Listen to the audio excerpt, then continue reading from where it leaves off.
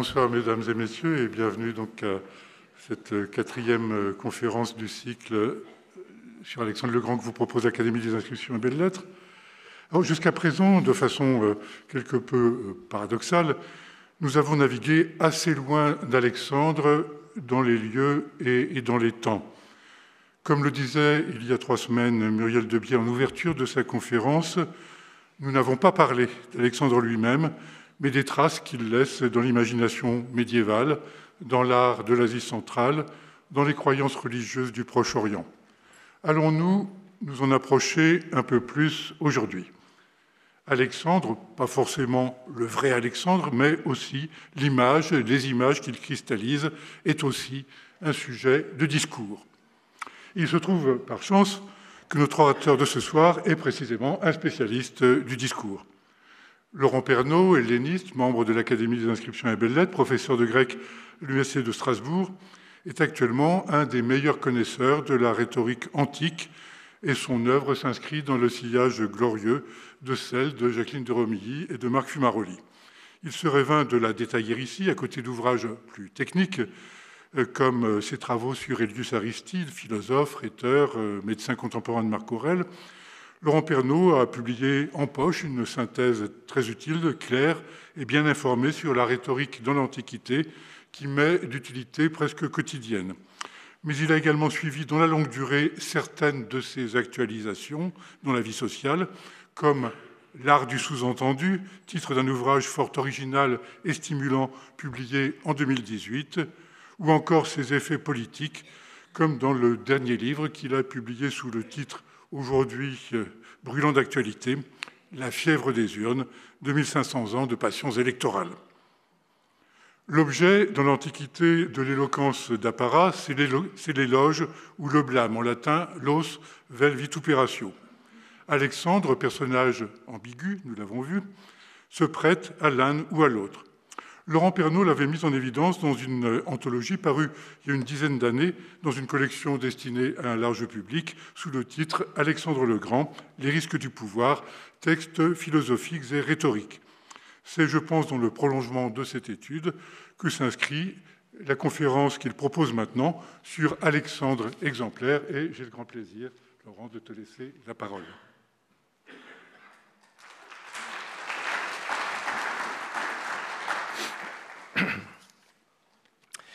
Merci pour tes paroles, Jean-Yves. Bonsoir, mesdames et messieurs. Je vous remercie d'avoir fait le déplacement pour vous rendre jusqu'à notre bel auditorium. Nous avons donc une petite heure à passer ensemble pour réfléchir sur la façon dont Alexandre le Grand a été jugé par la postérité dans le monde gréco-romain. Et nous constaterons que l'Antiquité classique, les auteurs anciens, l'histoire ont encore beaucoup à nous dire aujourd'hui. Je commencerai par des préliminaires sur la culture de l'époque pour fixer le contexte historique, puis l'exposé se développera en 3 parties. Alexandre comme exemple positif, Alexandre comme exemple négatif, et troisièmement, les deux à la fois, je vous réserve la surprise.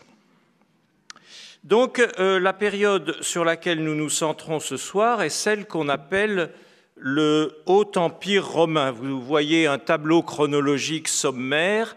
À gauche, l'histoire grecque avec les grandes époques, Grèce archaïque, Grèce classique, Grèce hellénistique, le règne d'Alexandre formant la suture entre le monde classique de la cité grecque et le monde hellénistique des grands royaumes. À droite, l'histoire romaine, époque royale, époque républicaine. J'ai fait figurer Hannibal parce que nous rencontrerons ce général punique qui s'est attaqué à Rome. Et puis la date du sac de Corinthe par les Romains en 146 avant Jésus-Christ est un repère pour situer le moment où les deux histoires se rencontrent, où les deux colonnes vont fusionner lorsque Rome conquiert la Grèce et le monde grec. À partir de quoi, on a donc un seul ensemble romain à la fin de l'époque républicaine et puis sous l'Empire, divisé en Haut Empire et Bas Empire. Les auteurs dont nous parlerons principalement sont indiqués Ils appartiennent à l'époque du Haut Empire, sont indiqués en gras. Nous avons le romain Sénèque le père et 2 Grecs, Dion de Prusse et Lucien. Ce tableau peut paraître tout à fait simple et même scolaire, mais il est gros de problèmes de périodisation et de rencontres culturelles et politiques entre la Grèce et Rome. Au total, les auteurs dont nous parlerons, ceux du Haut Empire, sont donc séparés d'Alexandre par une distance chronologique de 3 à 5 siècles, ce qui permet beaucoup de distorsions. La carte que vous voyez à présent nous rappelle l'étendue géographique de l'Empire romain à l'époque du Haut Empire. Il sera intéressant de comparer cette étendue à l'étendue des conquêtes d'Alexandre. Donc, pour les auteurs qui nous intéressent, Sénèque était espagnol, donc il est à l'ouest de cet ensemble. Lucien était syrien, donc il est à l'est, et Dion était bithynien, donc nord-est sur la mer Noire. Malgré cette étendue que nous voyons, l'Empire avait une cohérence politique et culturelle. Les premiers siècles après Jésus-Christ furent une grande époque de culture. Et Alexandre faisait partie de ces références culturelles. C'était un sujet étudié dans les écoles, où l'on apprenait l'essentiel des événements de son règne, de sa biographie, des anecdotes. Et l'école, en même temps, insufflait l'admiration pour la geste du conquérant. Et puis, pour ceux qui voulaient approfondir, il existait de très nombreux ouvrages, des ouvrages remontant à l'époque d'Alexandre ou aux années qui ont immédiatement suivi, qui étaient encore disponibles pour les anciens et qui sont perdus pour la plupart pour nous aujourd'hui. Et puis, on continuait de publier des histoires, des biographies d'Alexandre à l'époque de l'Empire. Le texte le plus connu, c'est la vie d'Alexandre de Plutarque. Et puis, il y avait aussi le roman d'Alexandre qui s'est développé à cette même époque. Bref, Alexandre, je pense, est connu de tous les Hellènes par les livres. C'est une citation d'un auteur, un sophiste du IVe siècle après Jésus-Christ, donc à la fin de la période, qui constate cette notoriété. Vous notez l'article défini, les livres. Ça veut dire qu'il existait à cette époque-là un corpus du savoir, la culture, dans lequel s'insérait Alexandre. La même affirmation pourrait s'appliquer aux Romains. D'un mot, je rappelle qu'il y avait aussi tout le reste, c'est-à-dire les représentations figurées, statues, peintures, mosaïques, monnaies, les réalisations architecturales, les traditions sur les fondations de villes, bref, de très nombreux éléments matériels et visuels qui rappelaient aussi sous l'Empire la présence d'Alexandre et qui se superposaient aux textes dont nous allons parler principalement. J'ai donc sélectionné dans cette culture de l'époque des textes, des auteurs qui appartiennent à la philosophie et à la rhétorique. Le Haut Empire fut une grande époque pour ces deux disciplines dont on aurait tort de croire qu'elles s'opposent. À cette époque, elles se combinent et on doit être même un philosophe éloquent ou un orateur ayant quelques idées solides à développer.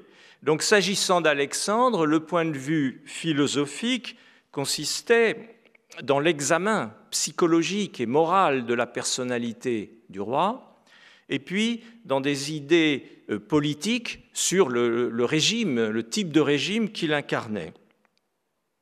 Le point de vue rhétorique consistait dans le jugement, comme dans les procès, dans le jugement que l'on portait sur Alexandre, dans les débats que l'on pouvait faire à son sujet, dans les éloges et les blâmes qu'on lui décernait, avec toujours le souci de peser le pour et le contre, d'argumenter.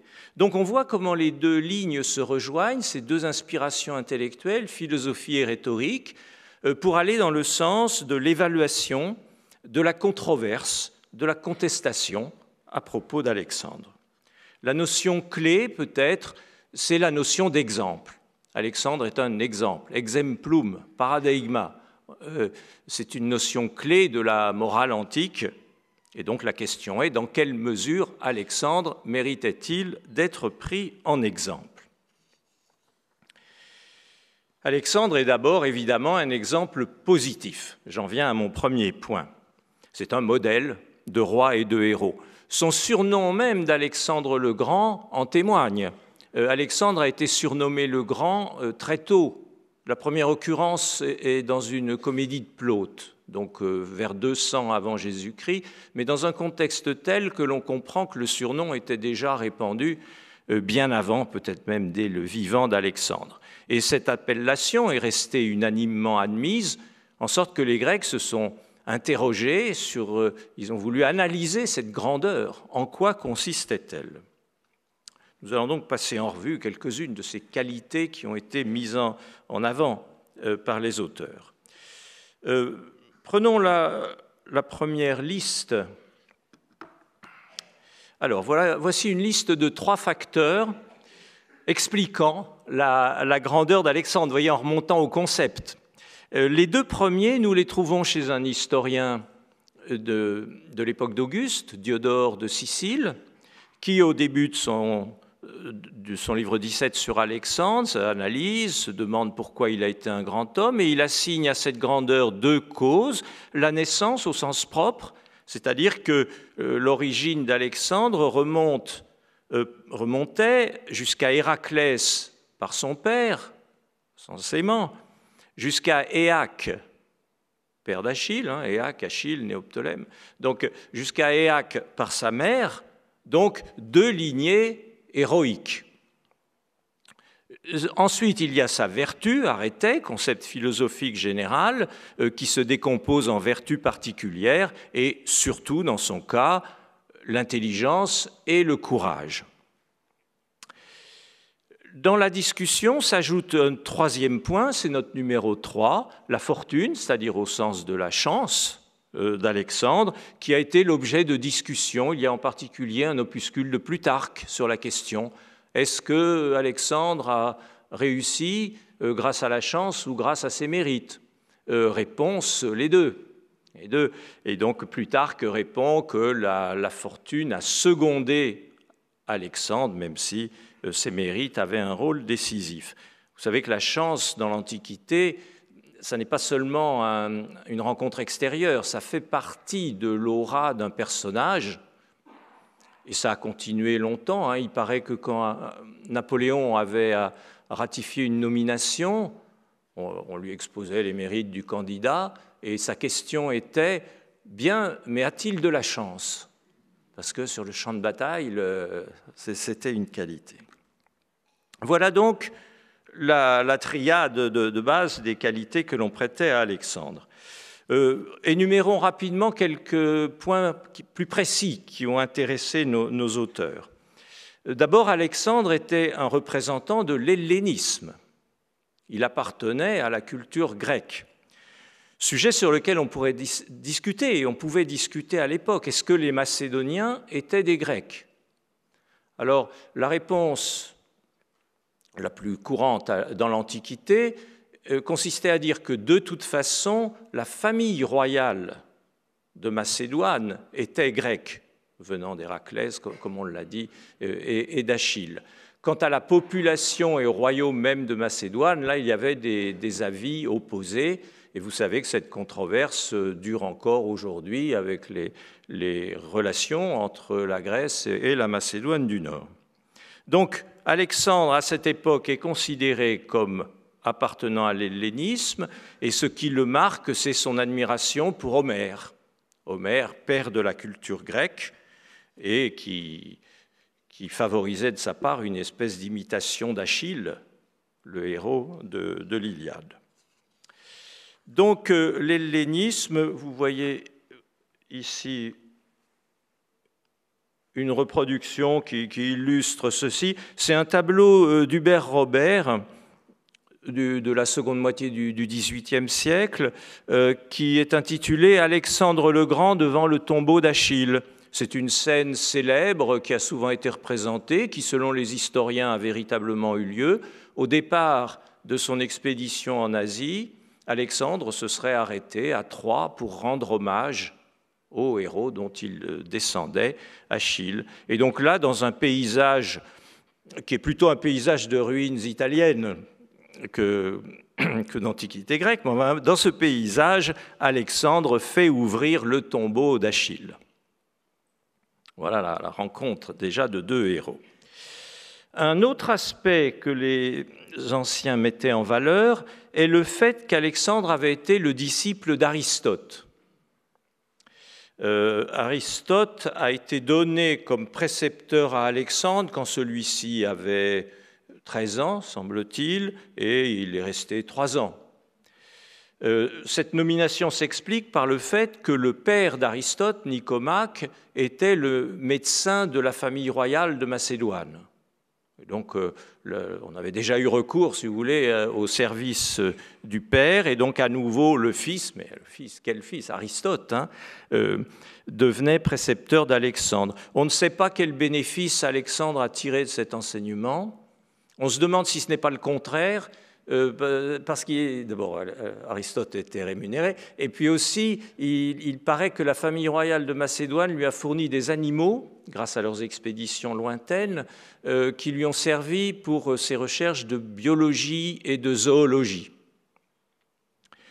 Il y a des historiens qui discutent la réalité du fait que Aristote ait vraiment été précepteur d'Alexandre, mais nous sommes à une époque où on dira peu importe. Ce qui compte, c'est la valeur symbolique de cette rencontre du pouvoir, Alexandre, et du savoir, Aristote. C'est le couple du monarque et du sage qui a existé de tout temps, Agamemnon et Nestor dans l'Iliade, Charlemagne et Alcuin, Frédéric II de Prusse et Voltaire, De Gaulle et Malraux. Alors, puisqu'il est question de De Gaulle, voici une citation d'un ouvrage de jeunesse du capitaine de Gaulle, la véritable école du commandement et la culture générale, que de Gaulle concevait d'une manière très, très solide et sérieuse, bien sûr. Au fond des victoires d'Alexandre, on retrouve toujours Aristote. Voilà un exemple de l'importance encore aujourd'hui de cette symbolique. Alexandre est un très bon exemplum parce que c'est un exemplum à tiroir. On prend Alexandre et on trouve Achille, et on trouve Héraclès, et on trouve Aristote, et on va encore en trouver d'autres. Voici donc quelques qualités prêtées à Alexandre qui composaient sa qualité de modèle, de héros modèle. Et donc je vous propose maintenant de nous intéresser à une œuvre qui reprend ces thèmes, en les combinant, en les articulant d'une manière plaisante. C'est donc un texte de Dion de Prusse, dont nous avons vu le nom dans le schéma historique tout à l'heure. Dion de Prusse, orateur et philosophe, nous sommes vers 100 après Jésus-Christ. Il était surnommé Chrysostome, c'est-à-dire bouche d'or, à cause de cette éloquence. C'est un très grand auteur que l'on redécouvre actuellement. Et parmi ses œuvres, il y a 4 discours intitulés « Discours sur la royauté », qui sont donc une réflexion théorique sur la monarchie, en quoi elle consiste et comment elle doit être exercée. Le discours numéro 2 de cette série de 4 sur la royauté se présente comme un dialogue entre Alexandre et son père Philippe. Voici le début. On dit qu'un jour Alexandre, alors qu'il était adolescent, eut avec son père Philippe, au sujet d'Homère, une conversation empreinte de courage viril et de grandeur d'âme. En même temps, ses propos portaient aussi, dans une certaine mesure, sur la royauté. Introduction souple et informelle, comme les aime Dion de Prusse. Alexandre a une quinzaine d'années et on va le voir dans le dialogue, précoce, fougueux, exposant ses théories devant son père Philippe qui ne se laisse pas émouvoir par ses impertinences et qui se réjouit plutôt de la science de son fils. Donc d'après ce début, alors on dit qu'un jour, introduction transparente, nous comprenons que c'est un dialogue imaginaire, il n'y a pas de source, c'est Dion qui brode à partir de données historiques. Quant au sujet, alors le sujet est double. Il y a donc deux sujets dans ce dialogue, Homère et la royauté, et qui vont ensemble. Nous allons retrouver dans ce texte ce que je disais tout à l'heure, c'est-à-dire un Alexandre admirateur d'Homère. Et ici, précisément, Alexandre tire d'Homère une théorie de la monarchie. En analysant les vers d'Homère, il montre les principes qui doivent animer le roi. Ce qui le conduit donc à ce deuxième sujet, d'où la connexion entre les deux, qui est une leçon morale sur la royauté. Là, pour la résumer, la théorie exposée par Alexandre fait reposer la royauté sur deux fondements. Un fondement théologique, le roi est conçu comme l'image de Zeus sur la terre, et donc il est, par rapport à son royaume, ce qu'est le roi des dieux par rapport à l'univers. Et puis d'autre part, il y a une théologie et il y a une morale, et cette morale consiste pour le roi à mettre ses vertus au service de la communauté. Il doit être courageux, juste, doux, bienfaisant. Nous retrouvons là des thèmes qui sont des thèmes éternels de la réflexion sur la monarchie. Il ne faut pas avoir peur de le dire, j'y reviendrai en conclusion, ce sont des lieux communs qui ont nourri la pensée occidentale sur la définition correcte de la monarchie. Dion a influencé des théories monarchiques de la fin de l'Antiquité, en particulier, il est élu notamment par l'empereur Julien. Voilà donc un premier exemple de ce que j'ai appelé en commençant l'approche rhétorique et philosophique. Dion insère Alexandre dans une construction littéraire ingénieuse sous la forme de dialogue pour en tirer des leçons politiques et morales. Donc Alexandre faisait réfléchir. Alexandre faisait aussi rêver. Nous en arrivons à un dernier thème d'admiration qui tient à l'extension géographique des conquêtes. Voici le rappel de cet immense itinéraire d'Alexandre. Et nous allons nous concentrer sur le point le plus à l'est de tout cet itinéraire. C'est un épisode historique. Donc en 326, avant Jésus-Christ, Alexandre a pénétré en Inde, il a vaincu le roi Poros, il a franchi l'Indus, il voulait continuer, et les troupes se mutinèrent, refusèrent de suivre, à la suite de quoi, comme vous le voyez sur le schéma, Alexandre dut infléchir sa marche vers le sud, et ensuite revenir en arrière. Alors, à partir de ce fait historique, la rhétorique a conçu un sujet d'exercice, on appelait cela à l'époque une déclamation. Donc, l'apprenti orateur, ou l'orateur confirmé, se mettait dans la peau d'un personnage historique pour tenir le discours qu'il aurait pu tenir à l'époque.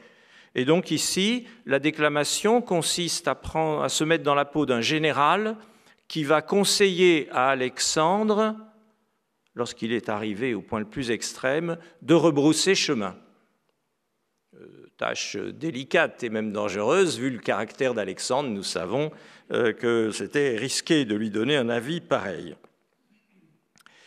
Cette déclamation nous est connue par Sénèque le rhéteur, ou Sénèque le père, dont j'ai parlé tout à l'heure. Donc on l'appelle Sénèque le père parce qu'il est le père du grand Sénèque, le philosophe Sénèque.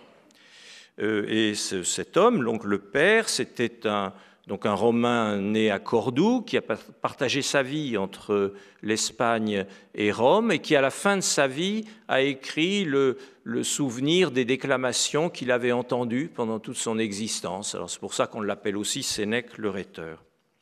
Alors cette déclamation, c'est une déclamation qui exaltait l'épopée d'Alexandre, qui montrait qu'il était parvenu à la limite des terres inconnues. Et le concept géographique qui était mis en avant par les déclamateurs, c'était l'océan.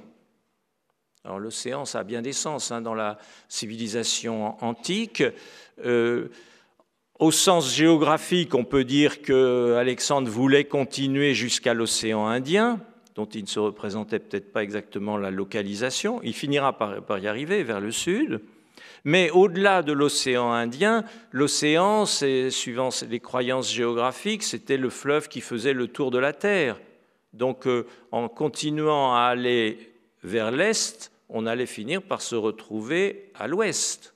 Et donc là, c'est l'océan au sens des mers occidentales, froides et peuplées de monstres. Donc, autour de cet épisode géographique, ce qui a fait rêver, c'est la rencontre d'Alexandre et de l'inconnu.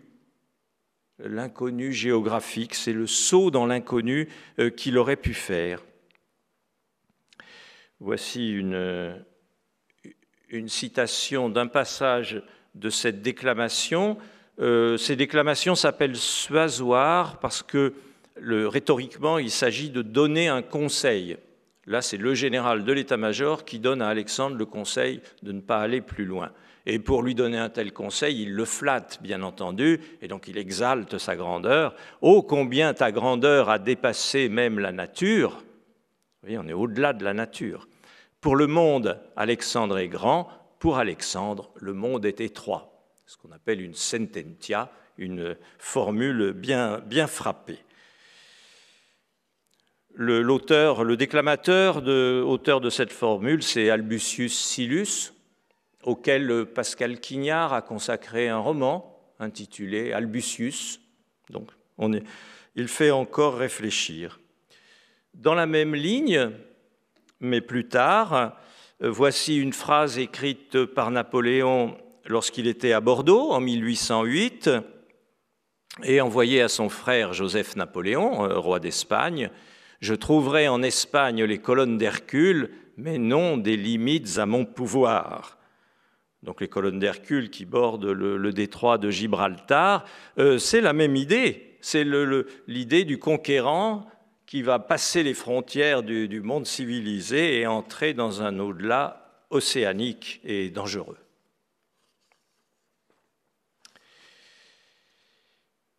Nous allons maintenant passer du positif au négatif, de la légende dorée à la légende noire, du héros au anti-héros, de l'encensoir au repoussoir. Tous les récits d'Alexandre font ressortir les contradictions du personnage. Donc un règne éclatant mais court, émaillé de victoires mais sans stabilité institutionnelle, sans postérité dynastique, un gouvernement tantôt ouvert et tantôt despotique, une conduite personnelle très noble mais en même temps traversée de violence. En fait, il n'y a pas Alexandre, il faut mettre Alexandre au pluriel, les Alexandres, comme l'a fait Pierre Vidal-Naquet dans un article célèbre. Pour passer donc à cette vision critique qui a été présentée sous le Haut Empire, je commence par récapituler quelques points sensibles. Il y a d'abord la critique des conquêtes d'Alexandre. Alors attention, il n'était pas question de critiquer l'action d'Alexandre au nom des droits de l'homme et de la fraternité entre les peuples, notion qui n'existait pas pour Alexandre et qui n'existait pas non plus à l'époque romaine. En plus, la plupart des nations attaquées par Alexandre étaient des barbares. Donc les Grecs, ils trouvaient ça normal finalement, et ils ne se sont vraiment émus que lorsque Alexandre a rasé la ville de Thèbes, prestigieuse cité grecque, en 335. Non, le reproche était plus précis, c'était d'avoir centré le règne sur l'expansion militaire. Et ça, même pour l'Antiquité, c'était trop. Après la critique des conquêtes, il y a la mise en question de l'usage du pouvoir. Comment l'exercer, comment le pérenniser, comment le borner. Et donc, à travers l'exemple d'Alexandre, on voit une critique de l'absolutisme, du gouvernement autocratique, dû au luxe et aux passions. J'ai essayé de rassembler tout cela sous la notion de risque dans l'ouvrage que Jean-Yves a cité tout à l'heure, où l'on retrouve un certain nombre d'auteurs dont nous parlons ce soir. Et donc, le règne d'Alexandre, ce sont des risques. Le mauvais roi fait courir des risques aux autres, bien sûr, d'abord, mais aussi à lui-même, par son despotisme où il se perd. Derrière cette leçon de philosophie politique, il y a la leçon de morale individuelle. Les deux aspects sont toujours liés. Pour les anciens, la réflexion politique est inscrite à l'intérieur d'une réflexion éthique. Et donc, Alexandre, c'est l'exemple de la vanité, de l'emportement, des colères destructrices. Montaigne a fait le tour du sujet en 2 mots. C'est dans le cadre d'une comparaison que fait Montaigne entre Alexandre et Socrate. Et donc, il préfère Socrate.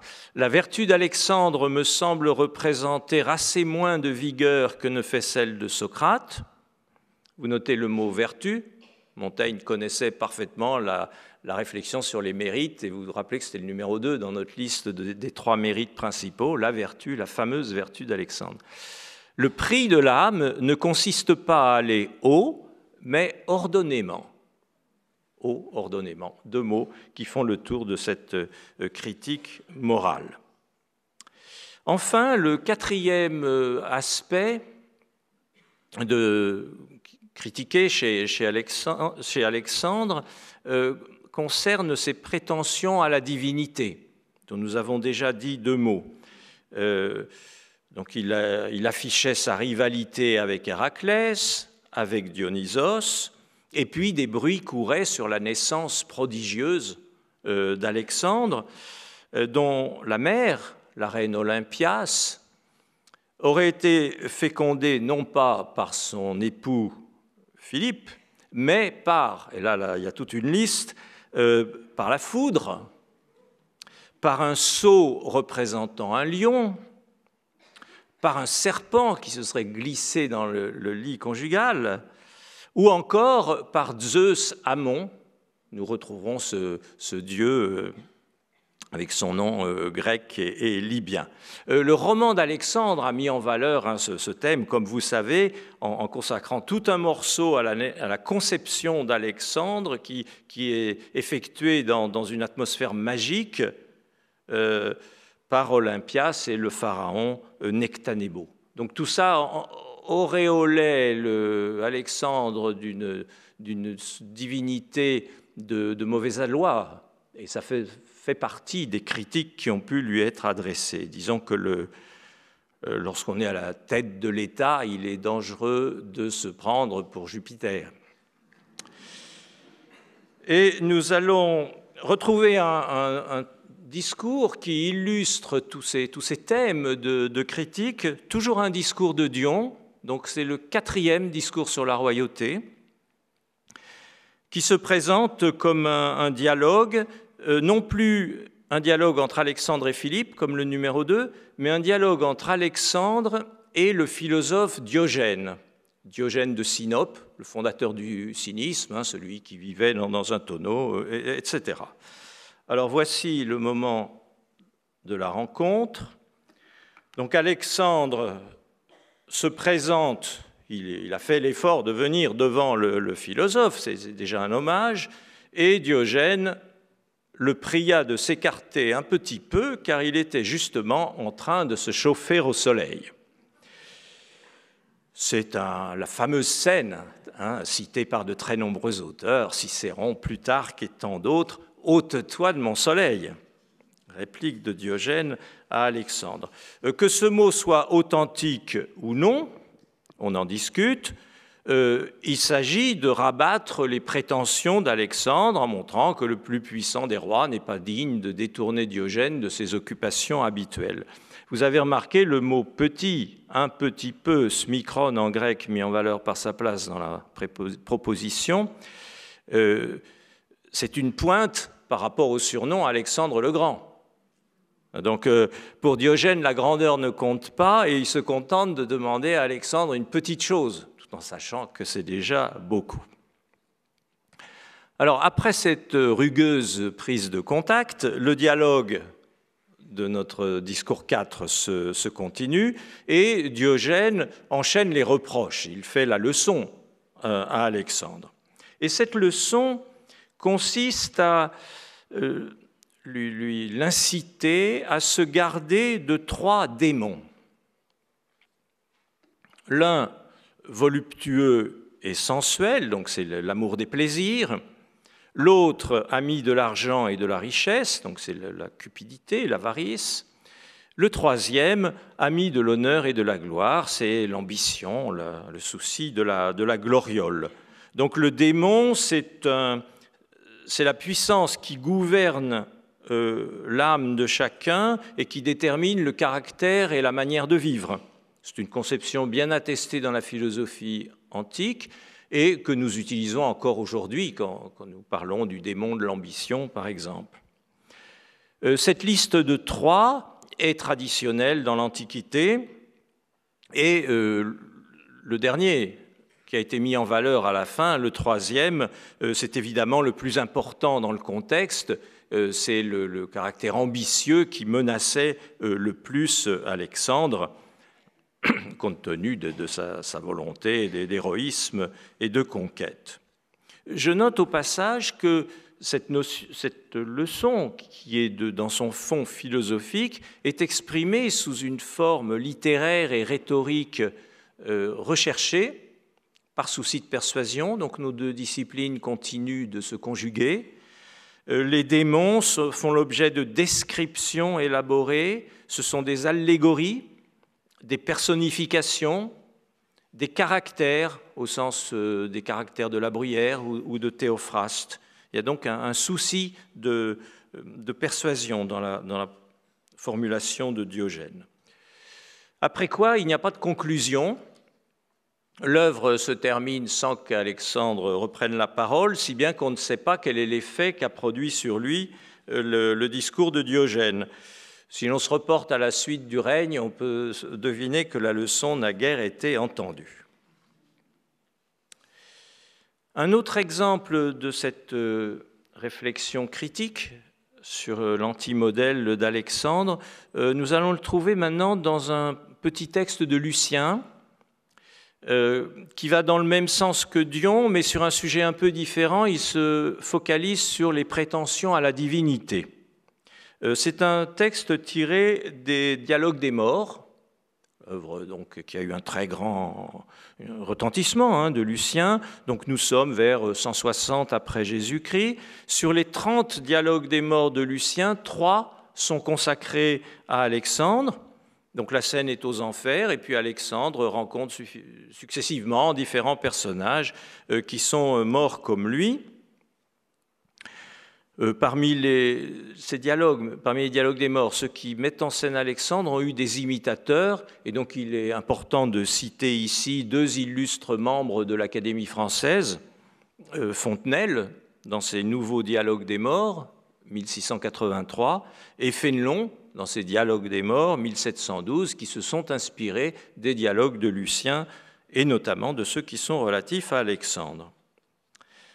Le dialogue 12 met en scène Alexandre et son père Philippe, comme le discours 2 de Dion, mais dans une atmosphère différente. Ça n'est plus le papa admiratif devant son garçon, c'est le père sévère qui réprimande Alexandre de tout ce qu'il a fait pendant son règne. Voici le début du dialogue. Philippe. Maintenant, Alexandre, tu ne saurais nier être mon fils, car tu ne serais pas mort si tu étais fils d'Amon.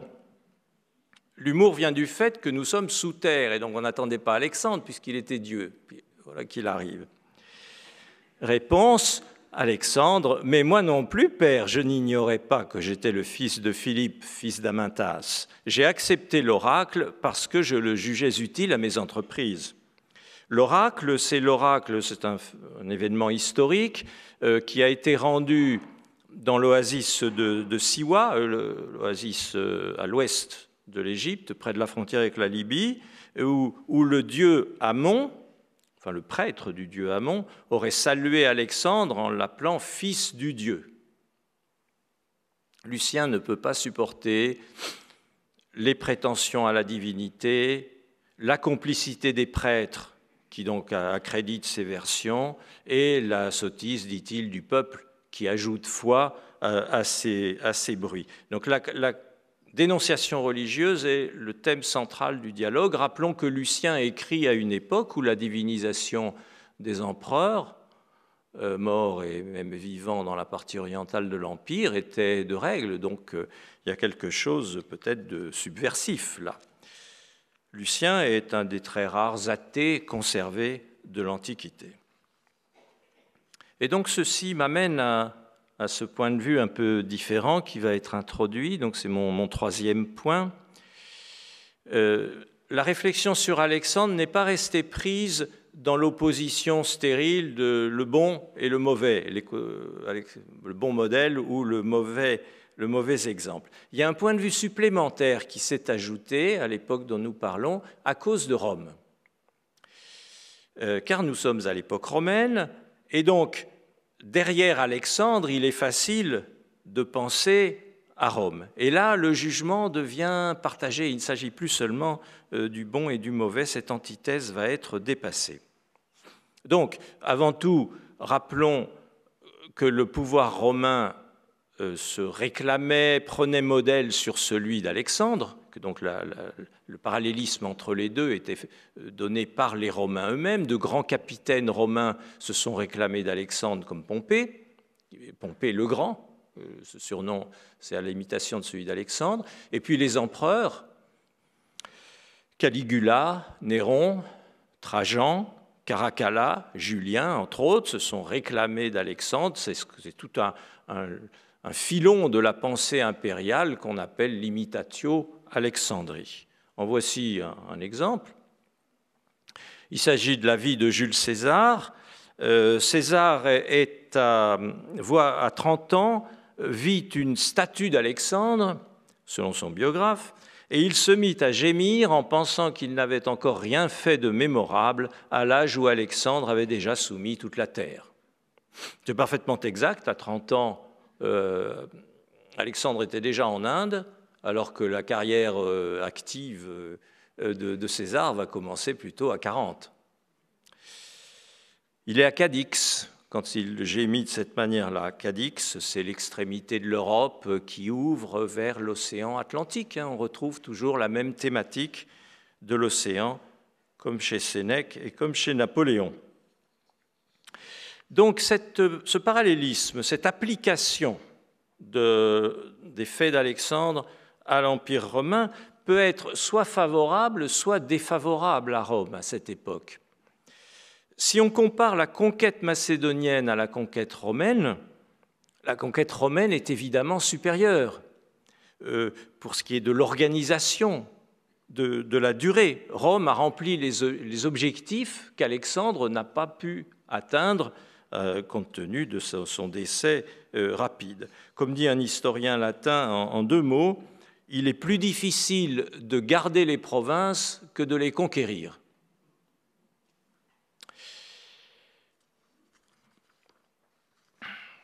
Mais Alexandre peut aussi être un point de comparaison défavorable lorsque le parallélisme suggère des critiques voilées.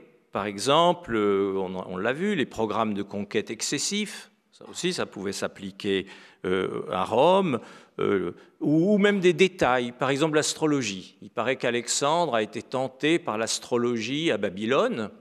Or, on reprochait à certains empereurs leur goût pour l'astrologie, à Tibère en particulier. Donc là, le parallélisme peut faire entendre une critique. Donc les défauts d'Alexandre peuvent être un éloge de Rome si elle a fait mieux, ou un blâme de Rome si elle a fait pareil. Et puis, la particularité de certains de nos textes, c'est que leurs auteurs sont des Grecs. Et donc, leur question, ce n'est pas tant un jugement positif ou négatif, c'est un jugement distant. Ils ne sont pas romains, ils sont grecs. Et donc, lorsqu'il démontre qu'Alexandre avait besoin de la sagesse d'Homère, qu'il avait besoin des leçons d'Aristote, eh bien, c'est une proclamation d'orgueil hellénique, de l'importance de la culture grecque, même devant ce pouvoir. Quand on reprend sous cet angle le mot de Diogène, « ôte-toi de mon soleil », il y a quelque chose peut-être d'impertinent, mais on ne peut pas le prouver, puisqu'on pourra toujours répondre, mais non, c'est une citation du IVe siècle, avant Jésus-Christ. Revenons donc brièvement au discours sur la royauté de Dion, pour aller un peu plus loin dans leur signification. Il est clair qu'en parlant d'Alexandre, Dion pense à l'Empire romain et donc à l'empereur régnant à son époque, c'est-à-dire Trajan. C'est clair parce que le premier et le troisième discours, ce que nous n'avons pas vu, contiennent des adresses directes à l'empereur au vocatif. Donc l'application existe. Alors, est-ce que Dion félicite l'empereur d'avoir réalisé le modèle proposé ou est-ce qu'il veut le persuader de le réaliser? Les critiques se partagent et en réalité, je pense que les deux aspects sont présents à la fois, volontairement. Rappelons d'un mot que Dion avait un rapport ambivalent à Rome. À l'époque de Trajan, il était honoré et reconnu comme un notable de l'Orient grec, mais à l'époque de Domitien, à cause de ses liens avec un grand personnage qui était tombé en disgrâce, il a été condamné à l'exil. Alors c'est le bannissement, il n'avait le droit de résider ni à Rome, ni dans sa patrie. Et donc il a erré dans l'Empire pendant 15 ans, entre 40 et 55 ans à peu près. Il dit que sa santé s'est gâtée pendant cette période. Il dit aussi qu'il a perdu tous ses biens, puisqu'il n'avait plus le droit de remettre les pieds dans sa patrie. Donc ce rapport avec Rome comportait, selon les périodes, du bon et du mauvais. Donc, nous savons qu'il parle de l'empereur. Voici une déclaration qu'il fait dans un autre discours sur la royauté. Le bon gouvernant comme toi. En quelques mots, c'est magnifique d'ambiguïté, n'est-ce pas? Et donc, cette façon de parler à l'empereur à travers Alexandre est à la fois un éloge, c'est reconnaître la grandeur de l'empereur qui s'inscrit dans la lignée du grand héros de la Grèce, mais ça peut contenir aussi des mises en garde. Alors, dans le discours 2, le dialogue entre Alexandre et son père Philippe, la mise en garde est contre l'aspect militaire, parce qu'Alexandre trace du roi idéal une image entièrement militaire, avec les seules œuvres d'art qu'il accepte, c'est les trophées des ennemis pendus dans son salon. Hein. Et donc, on sent une critique implicite. Dans le discours 4, eh bien, c'est le démon de l'ambition dont nous avons parlé, qui peut-être pouvait atteindre Trajan. Le personnage de Trajan comme homme de conquête était notoire. Au total, donc, une leçon détournée, volontairement ambiguë, à lire entre les lignes et véhiculée grâce à l'exemple d'Alexandre. Nous allons maintenant prendre un dernier exemple, à nouveau Lucien, un autre dialogue des morts. C'est un dialogue à 3 personnages, dialogue 25. Il y a Alexandre, que nous connaissons bien, il y a Hannibal, le général carthaginois de la Seconde Guerre punique, donc celui qui a attaqué Rome environ 100 ans après Alexandre, disons, et qui a été vaincu. Et puis le troisième personnage, c'est Scipion l'Africain, le général romain qui a vaincu Hannibal et remporté sur lui la victoire de Zama. Et alors, il existait une anecdote rapportée par des historiens très sérieux de l'Antiquité, selon laquelle Hannibal et Scipion l'Africain se seraient rencontrés après la guerre. Une dizaine d'années après Zama, Hannibal étant en exil à l'époque. Et donc, ils se seraient rencontrés. Au cours de leur conversation, ils auraient parlé d'histoire militaire, évidemment, et ils auraient opéré un classement des plus grands généraux. Et donc, Lucien a pris appui sur cette anecdote pour construire un dialogue des morts qui consiste dans un affrontement des trois personnages outre-tombe. Donc ça commence par une dispute entre Alexandre et Hannibal. Chacun des deux va faire un discours exposant ses propres mérites pour dire qu'il a été le plus grand général. Alors c'est l'humour, bien sûr, qui consiste à montrer que les morts ont la même vanité que les vivants. Puis il y a le plaisir chez Lucien, qui était un homme de très grande culture, qui connaissait parfaitement tout cela, de traiter les données de la grande histoire d'une manière un peu iconoclaste, un petit peu potache aussi. Après cet affrontement d'Alexandre et d'Hannibal, intervient Scipion, qui donne son avis avec autorité. Et enfin, la responsabilité de départager ces personnages revient à Minos. Minos, le juge des enfers, qui ne va pas prononcer exactement un verdict, mais plutôt proclamer un palmarès, comme dans un concours. Voici, c'est donc la fin, c'est la réplique finale du dialogue 25. Minos, par Zeus, tu parles raisonnablement, Scipion. Qu'il en soit donc jugé ainsi. Premier, Alexandre, puis toi, c'est-à-dire Scipion, après lui, et ensuite, troisième, si tu veux bien, Hannibal, qui n'est pas non plus à dédaigner. Tout ça est dit avec beaucoup de politesse, c'est la courtoisie attique. Donc premier, le grec, puisqu'Alexandre, nous l'avons vu, est inscrit dans l'hellénisme. Deuxième, le romain. Troisième, le punique. Lucien est trop habile pour confronter directement Alexandre et l'empereur romain. Alors il procède de manière plus détournée. Sa confrontation, c'est une confrontation entre Alexandre et un général de l'époque républicaine, Scipion, ce qui lui permet de laisser l'Empire romain hors de cause. Et puis, sa comparaison, pendant tout le dialogue, a été centrée sur la comparaison entre Alexandre et l'adversaire vaincu de Rome, Hannibal. Et Scipion est apparu à la fin un peu comme un arbitre, bien qu'il soit classé quand même, mais il est à la fois dedans et dehors. Donc il y a toute une série de précautions qui permettent à Lucien de dire quand même cette chose considérable, les Grecs d'abord, les Romains après. C'est ça ce qu'il veut dire. Mais il le dit de façon très détournée et de telle sorte que ça ne sonne pas comme une critique contre le présent romain, contre l'État du Haut-Empire. Voilà un exemple extrêmement subtil d'utilisation de l'exemple ou du contre-exemple d'Alexandre pour mettre en avant la grandeur du passé grec face à Rome. Ce n'est pas un message contre Rome, c'est un message pour les Grecs, pour dire que les Grecs ont besoin de Rome.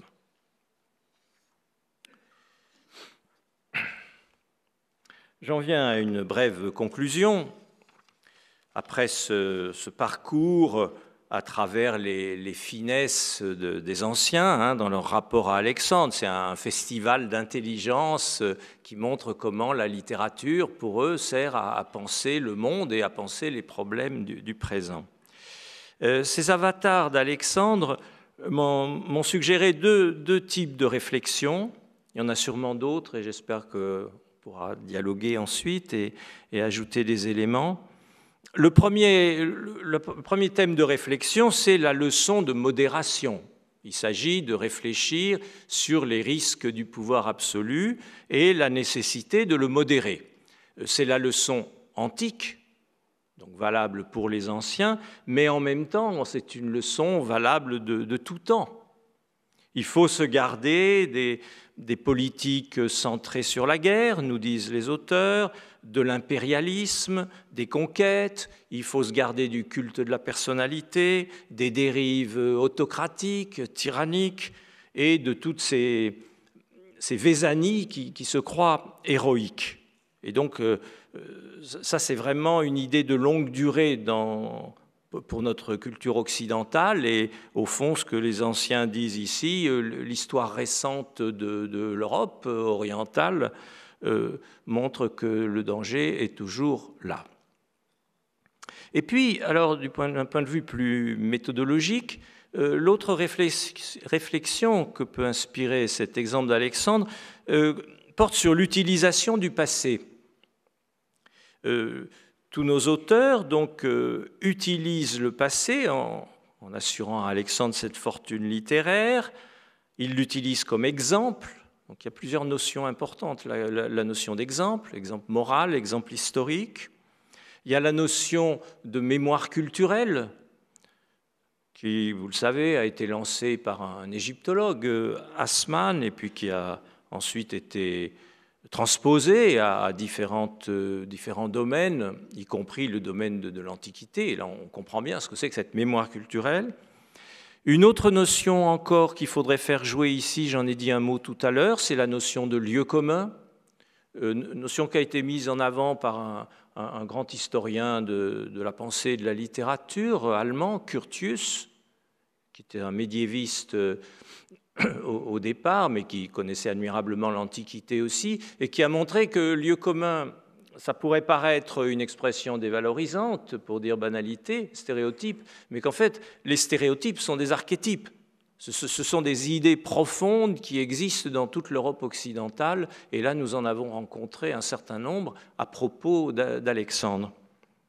Alexandre est une figure complexe qui illustre tout cela, la mémoire, l'exemple, le lieu commun. Donc, pour les anciens, c'était une référence partagée qui était à la portée de tous et qui permettait de poser des questions contemporaines. Alors, il est important de rappeler ça aujourd'hui, à l'heure où certains voudraient juger le passé, mais dans un autre esprit, pour l'abolir, la fameuse cancel culture, les fascismes. Et donc, on voit ici l'intérêt d'une réflexion qui ne se borne pas à dire bon ou mauvais et à renverser les statuts, mais qui connaît en profondeur le passé pour l'utiliser, y compris de manière très, très intelligente et fine, pour penser le présent. Je vous remercie de votre attention.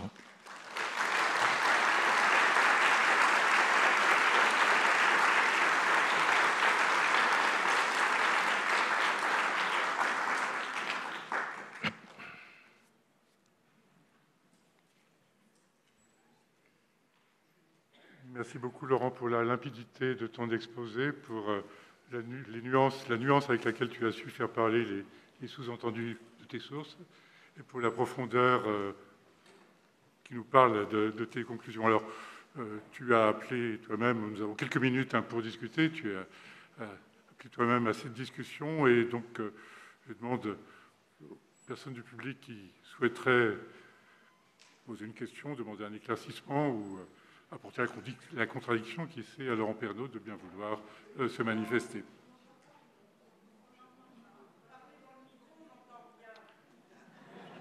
Voilà, bah, écoutez, donc j'appelais simplement le public à manifester sa curiosité en interrogeant Laurent Pernaut, en lui demandant des compléments ou des explications sur ce qu'il vient de nous présenter.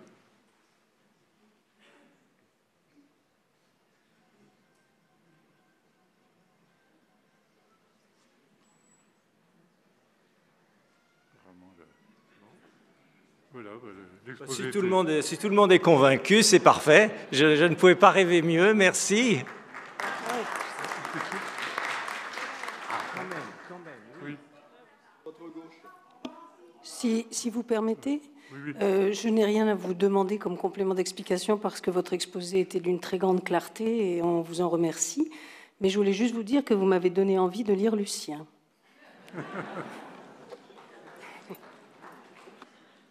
Ça, c'est une belle déclaration. Hein. J'en suis très heureux. La publication de Lucien dans la collection des universités de France est en cours. Il y a à peu près la moitié du corpus. Et il existe aussi des traductions dans d'autres maisons d'édition. C'est un auteur qui revient un peu sur le devant de la scène en ce moment.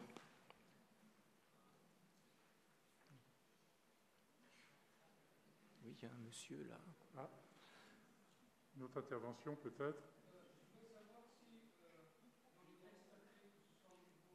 Je vous entends pas très bien. Prenez votre micro, monsieur.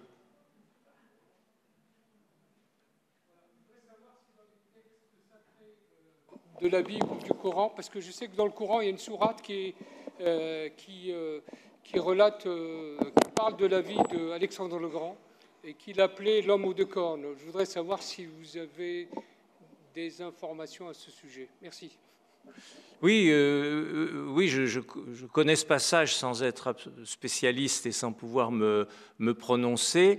Il n'y a pas de parallèle dans les textes latins et grecs d'époque impériale. Je pense que c'est une évolution ultérieure de l'image que l'on s'est faite, de la légende, peut-on dire, d'Alexandre. Je ne sais pas si tu as toi-même lors de la précédente conférence, Muriel Debier avait expliqué par quel intermédiaire Alexandre en était venu, à travers justement la tradition de l'Antiquité chrétienne, de l'Antiquité syriaque, à devenir un personnage également de la tradition coranique. Oui.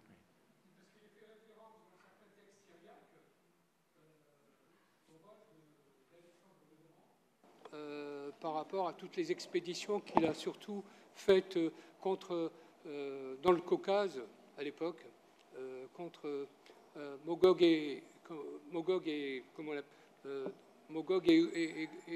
Gomog dans la tradition ancienne. Voilà ce que je veux dire. Oui, c'est exactement ça. C'est le phénomène de cette fortune d'Alexandre, avec des éléments qui sont même historiques et qui ont été conservés et donc repris à chaque étape, avec l'ajout de symboles, et donc l'exemple des cornes là, dont vous parliez, qui est un ajout par rapport à l'Antiquité gréco-romaine. Oui, c'est exactement cela, il y a des strates qui s'accumulent. Oui, tout à fait. La destinée d'Alexandre est tellement exceptionnelle qu'il acquiert dans certaines traditions cette dimension eschatologique, proprement eschatologique, avec ces peuples qu'il enferme, mais qui, à la fin des temps, submergeront violemment le monde.